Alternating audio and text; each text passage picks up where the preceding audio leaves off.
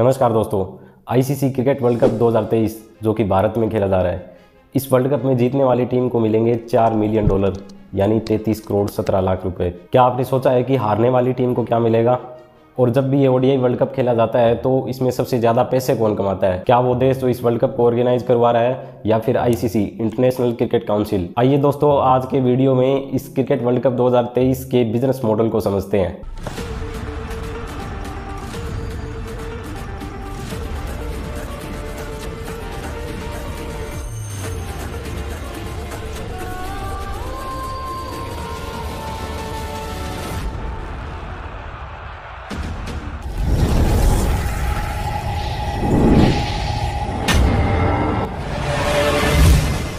दोस्तों, हर एक देश का एक क्रिकेट बोर्ड होता है जो उस देश के क्रिकेटिंग इवेंट्स को मैनेज करता है। जैसे भारत का बीसीसीआई, पाकिस्तान का पीसीबी, इंग्लैंड का ईसीबी। किसी भी टूर्नामेंट को ऑर्गेनाइज करवाने से पहले उस देश के क्रिकेट बोर्ड को आईसीसी से राइट्स लेने पड़ते हैं। इस बार वर्ल्ड कप इंडिया होस्ट कर रहा है और आईसीसी और बीसीसीआई मिलकर इतने बड़े टूर्नामेंट को ऑर्गेनाइज करवा रहे हैं। ऐसे में आईसीसी और बीसीसीआई का एक बिजनेस होगा जिसमें उनके कुछ खर्चे होंगे तो कुछ रेवेन्यू भी जनरेट होगा। इस बिजनेस मॉडल को आसानी से समझने के लिए इसे हम दो पार्ट में डिवाइड करेंगे। पहले हम कॉस्ट की बात करेंगे यानी इसमें होने वाले खर्चे की, और फिर इससे बनने वाले रेवेन्यू यानी कमाई की। चलिए दोस्तों, आईसीसी के पर्सपेक्टिव से बात करते हैं। सबसे बेसिक चीज से स्टार्ट करते हैं जिसके बारे में शायद आपको पता होगा, प्राइज मनी। इस वर्ल्ड कप के लिए $10 मिलियन का प्राइज रखा है आईसीसी ने। जो इस वर्ल्ड कप की विनर टीम होगी उसे $4 मिलियन का कैश प्राइज मिलेगा और रनर अप टीम को $2 मिलियन दिए जाएंगे। सेमीफाइनल हारने वाली दो टीम होगी उनमें $8 लाख का प्राइज दिया जाएगा प्रत्येक टीम को। इसके अलावा ग्रुप स्टेज में जीतने वाली प्रत्येक टीम को एक मैच का $40,000 और जो 6 टीमें ग्रुप स्टेज के बाद एलिमिनेट होगी उन्हें $1 लाख का कैश प्राइज दिया जाएगा प्रत्येक टीम को। ये सारे प्राइज आईसीसी यानी इंटरनेशनल क्रिकेट काउंसिल के द्वारा दिए जाएंगे, जो कि दुनिया की एक गवर्निंग बॉडी है क्रिकेट के खेल को लेकर। इसके अलावा आईसीसी के कुछ और खर्चे भी होंगे। कमेंटेटर से लेकर अंपायर तक की सैलरी आईसीसी को ही पे करनी पड़ेगी, क्योंकि इस वर्ल्ड कप को आईसीसी ही ऑर्गेनाइज करवा रहा है। आईसीसी ने एक एलीट पैनल बना रखा है अंपायर्स का, जिसमें कुछ सिलेक्टेड अंपायर रहेंगे जो इस वर्ल्ड कप के सभी मैचों की अंपायरिंग करेंगे। एक अंपायर की साल भर की सैलरी हो सकती है $35,000 से लेकर $45,000 तक, यानी 24 लाख से 31 लाख रुपए तक। इसके अलावा इन्हें प्रत्येक मैच की अलग से फीस मिलती है। $2,200 एक ओडीआई मैच की एवरेज फीस मिलती है एक अंपायर को। कमेंटेटर्स की बात करें तो आईसीसी ने इन्हें भी अलग अलग कैटेगरीज में डिवाइड कर रखा है और उनको कैटेगरी के अकॉर्डिंग अलग अलग फीस मिलती है। लेकिन इन सब खर्चों के लिए पैसा कहां से आता है आईसीसी के बाद? जब ओडीआई वर्ल्ड कप कराया जाता है तो क्या सोर्स होता है रेवेन्यू का इनके पास? सबसे पहला कमाई का जरिया है ब्रॉडकास्टिंग राइट्स। आईसीसी के द्वारा परमिशन दी जाती है टीवी चैनल्स और स्ट्रीमिंग सर्विसेज को अपने चैनल पर मैच की लाइव स्ट्रीमिंग के लिए, और ये टीवी चैनल और स्ट्रीमिंग सर्विसेज पे करते हैं आईसीसी को इसके बदले में। इंडिया की बात करें तो आईसीसी ने स्टार स्पोर्ट्स के साथ एक डील कर रखी है कि जितने भी आईसीसी के टूर्नामेंट होंगे वो स्टार स्पोर्ट्स पर देखने को मिलेंगे। ये डील 2023 तक हुई है। इसके बदले में स्टार स्पोर्ट्स ने आईसीसी को $1.98 बिलियन यानी 14,000 करोड़ रुपए दिए हैं। इसके अलावा आईसीसी को पैसा मिलता है अपने स्पॉन्सर्स से। अमरफ टायर्स, भारत पे, Booking.com, बाइजूस, ओरामको और अमीरात्स ये ग्लोबल पार्टनर्स हैं ओडीआई वर्ल्ड कप 2023 के।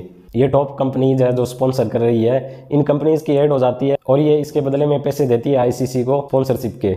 इन अलग अलग कंपनियों को अलग अलग स्पॉन्सर कैटेगरीज में डिवाइड किया गया है, जैसे ग्लोबल पार्टनर्स, ऑफिशियल पार्टनर्स और कैटेगरी पार्टनर्स। इन स्पॉन्सरशिप से कितना पैसा मिलता है आईसीसी को, इसका कोई एग्जैक्ट फिगर पब्लिकली अवेलेबल तो नहीं है, लेकिन एक मोटा मोटा आइडिया लगाया जा सकता है। अब बीसीसीआई के पर्सपेक्टिव से बात करते हैं। बीसीसीआई एक अलग क्रिकेटिंग बॉडी है इंडिया की जो आईसीसी से अलग है। बीसीसीआई के एक्सपेंसेस की बात करें तो इसके अंडर आता है ground maintenance, cameras, OT, hospitality etcetera. जो क्रिकेट मैच हम लाइव स्क्रीन पे देखते हैं उसे कैप्चर करने के लिए 30 डिफरेंट कैमराज का यूज किया जाता है, जैसे ultra motion okay cameras, spider cams and stump cameras. इन सब के पैसे भी बीसीसीआई पे करेगा। बीसीसीआई के रेवेन्यू की बात करें तो इन्हें ब्रॉडकास्टिंग शेयर मिलता है आईसीसी से।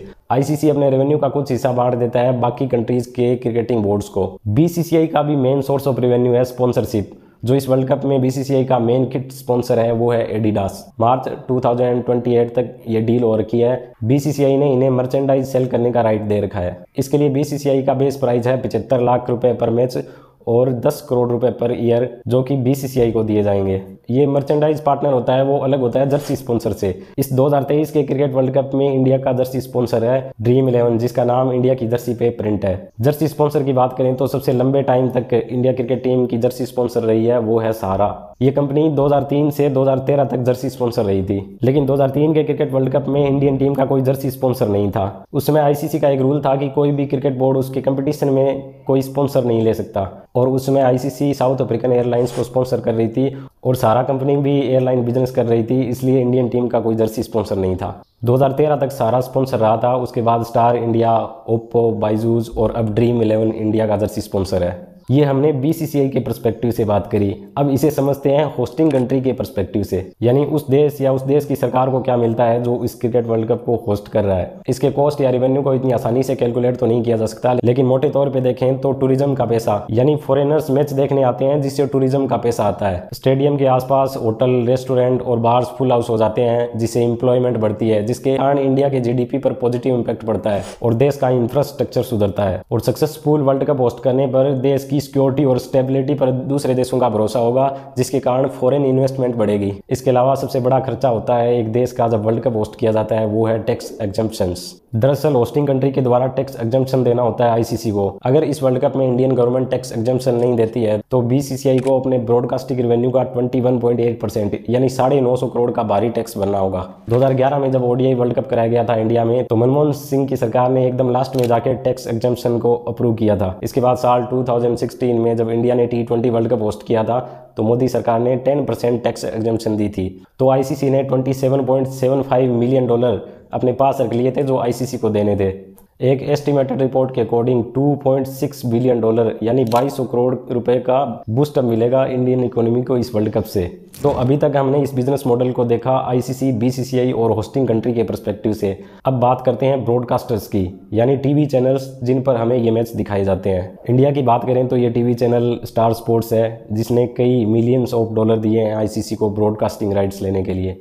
तो स्टार स्पोर्ट्स का इनकम सोर्स क्या है? इसका जवाब भी स्पॉन्सरशिप है दोस्तों। इस ओडीआई वर्ल्ड कप 2023 में स्टार स्पोर्ट्स के मेन स्पॉन्सर है फोन पे, महिंद्रा, ड्रीम 11 और कोका कोला। एग्जैक्टली क्या रेट होता है इन स्पॉन्सर का? एक रिपोर्ट के अकॉर्डिंग अगर किसी कंपनी को 10 सेकंड की एड दिखानी है तो उसका रेट है 15 to 30 लाख, जो कि 40% ज़्यादा है 2019 के ओडीआई वर्ल्ड कप के कंपैरिजन में। टोटल एडवर्टाइजमेंट रेवेन्यू की बात करें तो 2500 से लेकर 3000 करोड़ रुपए तक का रेवेन्यू एस्टिमेट किया जा रहा है इस ओडीआई वर्ल्ड कप से। मिलते हैं एक और बेहतरीन वीडियो में। बहुत बहुत धन्यवाद दोस्तों।